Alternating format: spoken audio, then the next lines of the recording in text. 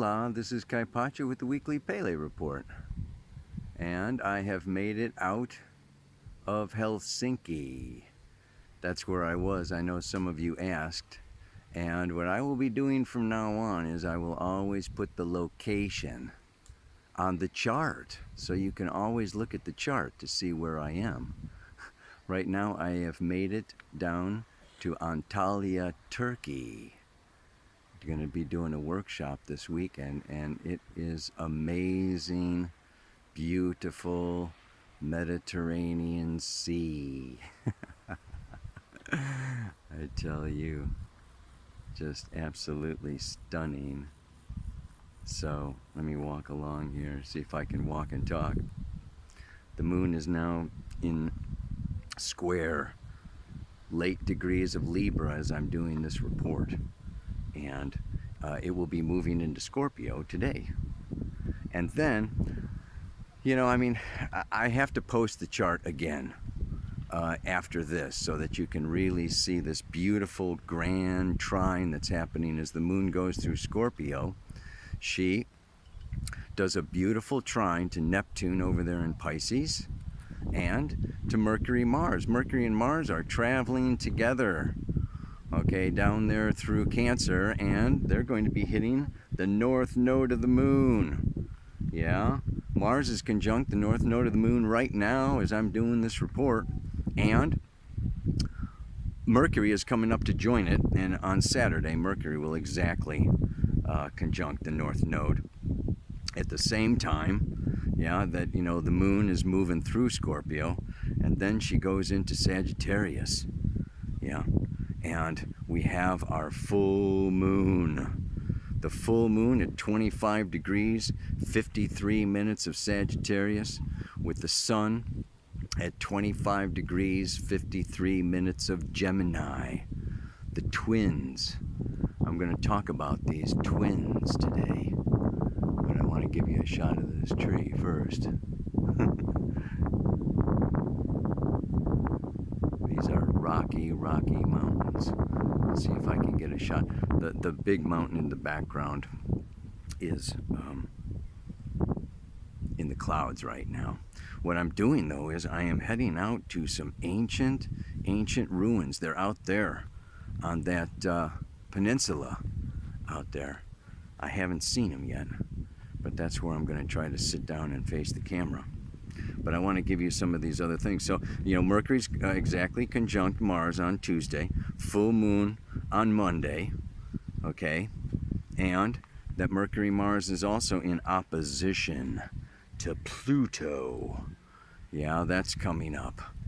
So first they're going to be opposite Saturn. Mars is opposite Saturn on Friday, okay? Mercury opposite Saturn on Sunday. After that opposition with Saturn, they're going to go into an opposition with Pluto. So we have this, it's really something, man. The moon's going to come up there and conjoin with Jupiter also while all of this is going on. So we got the grand trine for a little while, but then it kind of just breaks more and more into the, there's still that kind of T-square happening with the sun opposite Jupiter. Look at, do you see the 3-mast sailboat way out there? Check that baby out. See if I can zoom in on that sucker. Where'd he go? There it is. Maybe a little blurry. There's... Alright, well, I actually have to keep this Pele report a little short because the internet here is not so good, and it may take a long time to upload this baby. So let me cut it short here and talk at you soon. There's the grand trine, moon, Neptune, Mars, and then Saturn, and boom, we move to the full moon. Moon conjunct Jupiter. How about that? All right, well, it's a little bit of a tourist spot here. I hope I don't get anybody walking up. There is so much to talk about with all these aspects. It's called a kite. You can see that you've got the moon in Scorpio trining Neptune, and both of them trining Mercury, Mars in the north node, and then opposite that is Saturn in the south node. So it makes 2 sextiles, 3 trines, and an opposition. And it looks just like a kite. That's why they call it a kite. It's a very powerful exchange of energies, and the grand trine in the water signs. Okay, and it's almost like you're pulling an arrow back, like that Saturn-Pluto conjunction in Capricorn, okay, is like the string, okay, and it's shooting through Mercury, Mars, and the North Node all the way down into Cancer. But I want to, and then the moon moves out of Scorpio, and we have the full moon where she is up there, you know, conjunct Jupiter, opposite the sun.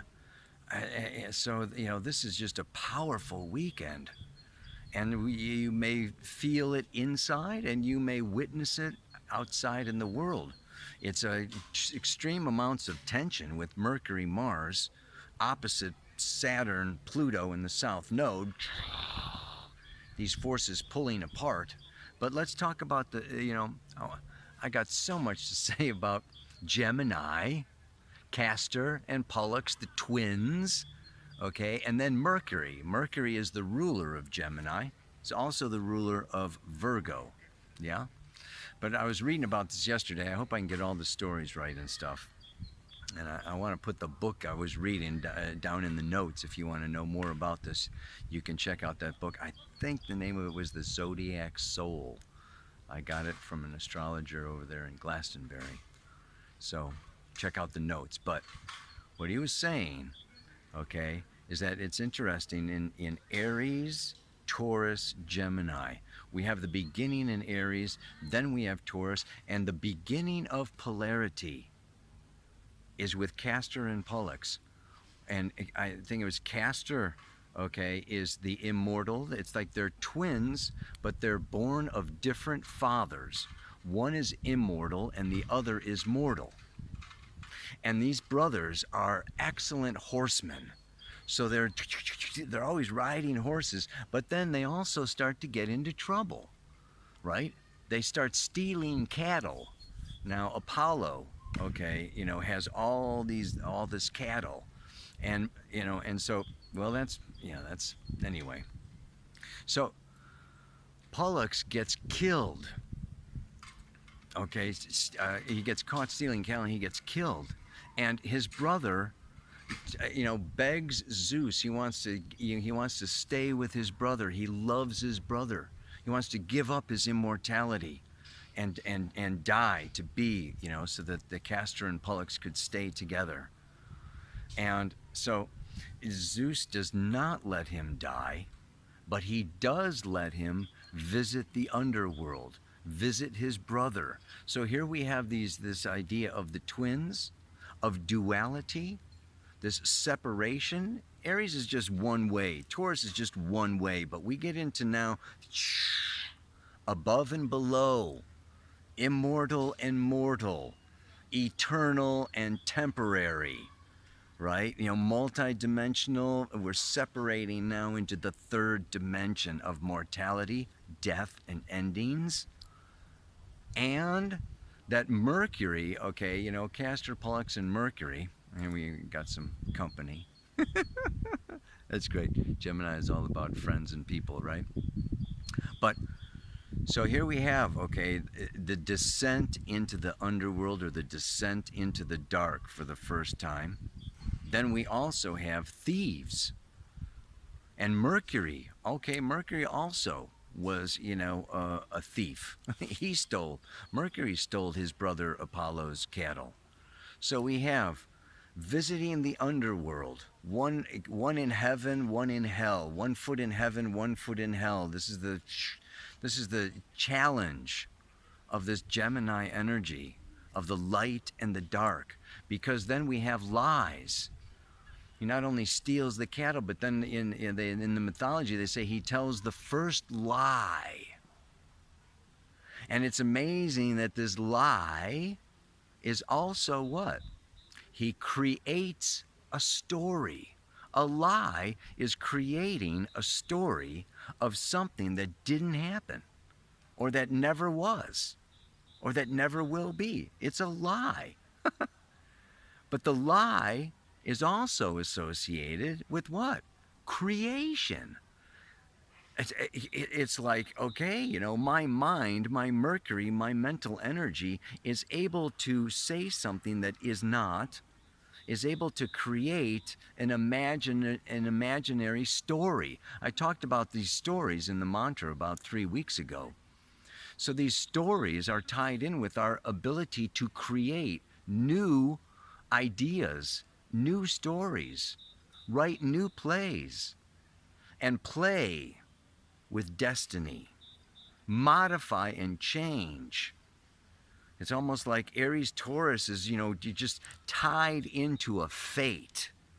But then the mind and Mercury comes in and alters the future with these ideas and other stories, other ways of looking at things, and steps outside itself. The first objectivity comes with these air signs. So it's really, this is Gemini is a very deep, sign. It's often looked at, some people say it's kind of superficial and airy and changeable, but there's great depth to Gemini. It's this beginning, okay, of objectivity, the beginning of creation of our own kind of creations. And here's what I really want to get to today with this grand trine in the water signs, the north node of the moon in Cancer, is also that in order to appease Apollo after he's caught stealing his cattle, he sacrifices some of the meat in an offering to Apollo to make up for his deeds, his erroneous, sin is error. Like, I made an error. I stole your cattle. So rather than eat it all and take it all myself, even though I want it, I am going to give some back. I am going to make a sacrifice. And this is what makes for the sacred. The sacred. As different from, it's like when we take something of our own, whether it's money or sex or pleasure, and we offer it. We give it freely.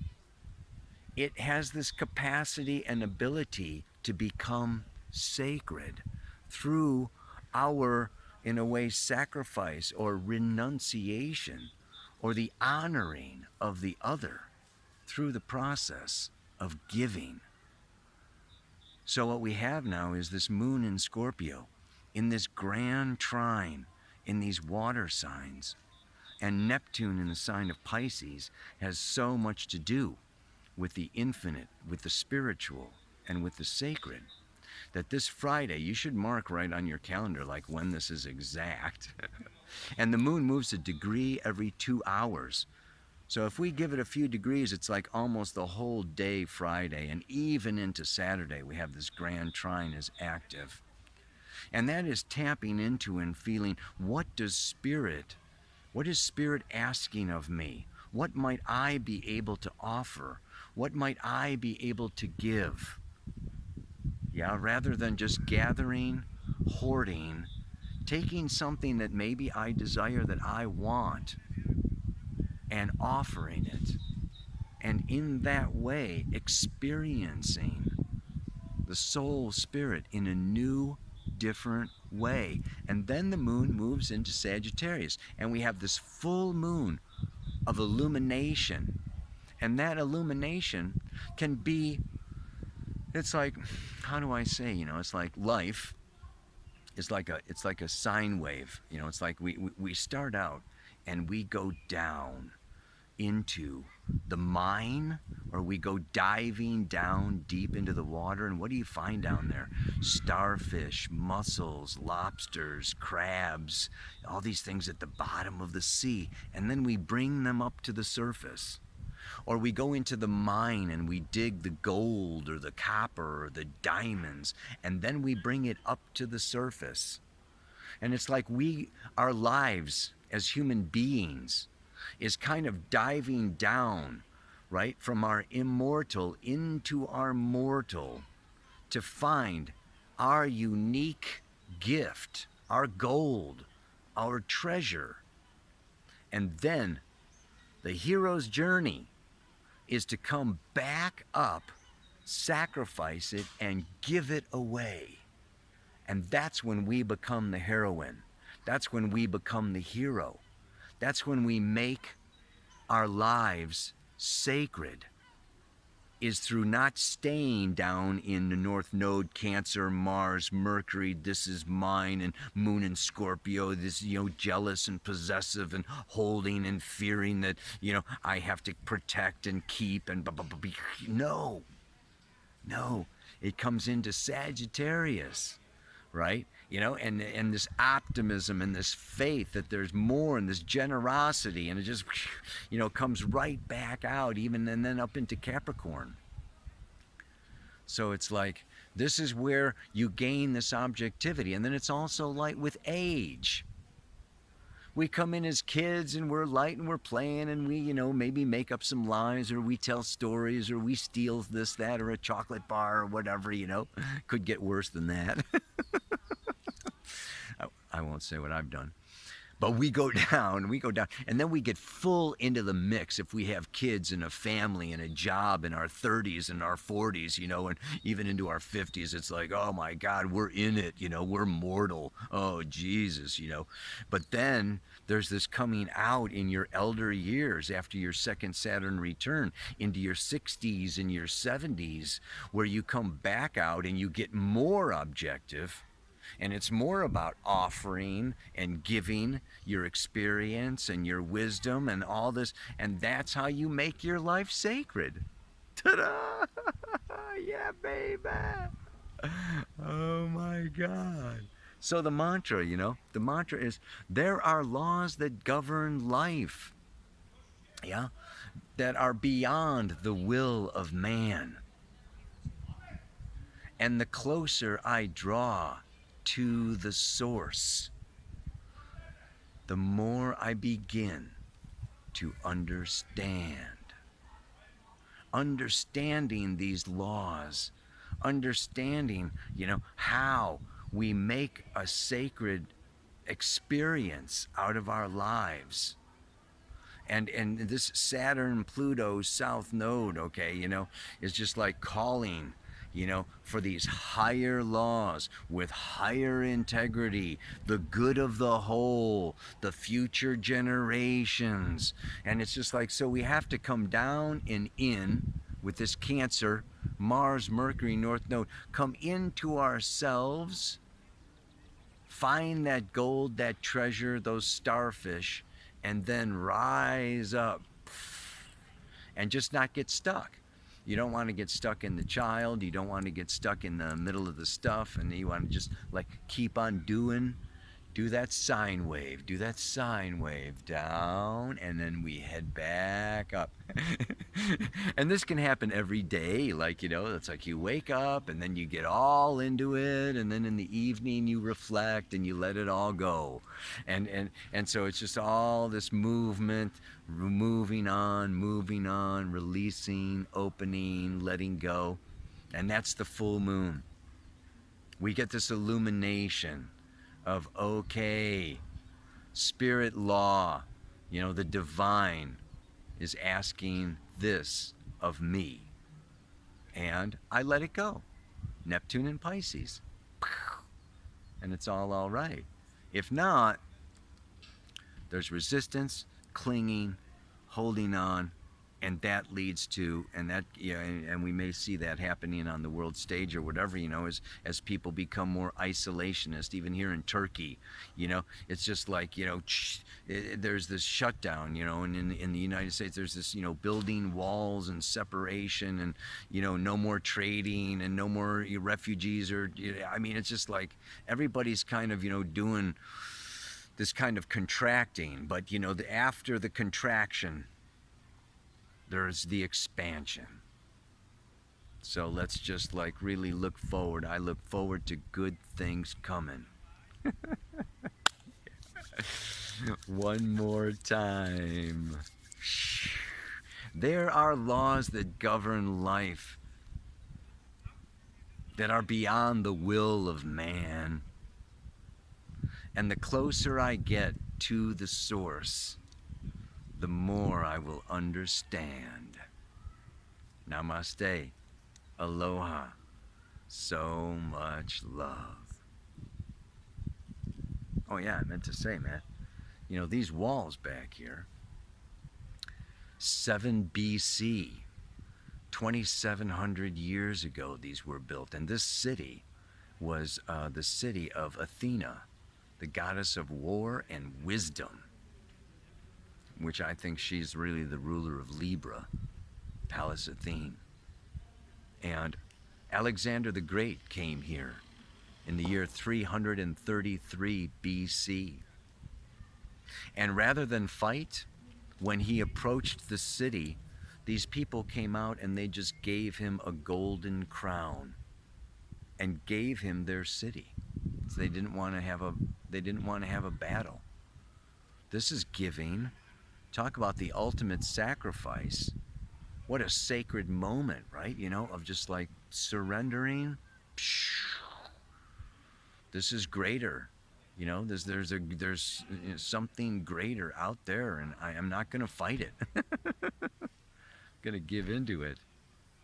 The other thing I found out is Rumi, the great poet, lived right around here. You know, like less than 5 hours away. Very special place. I love Turkey. I'm going to spend some more time here. So, for now, namaste, aloha, so much love.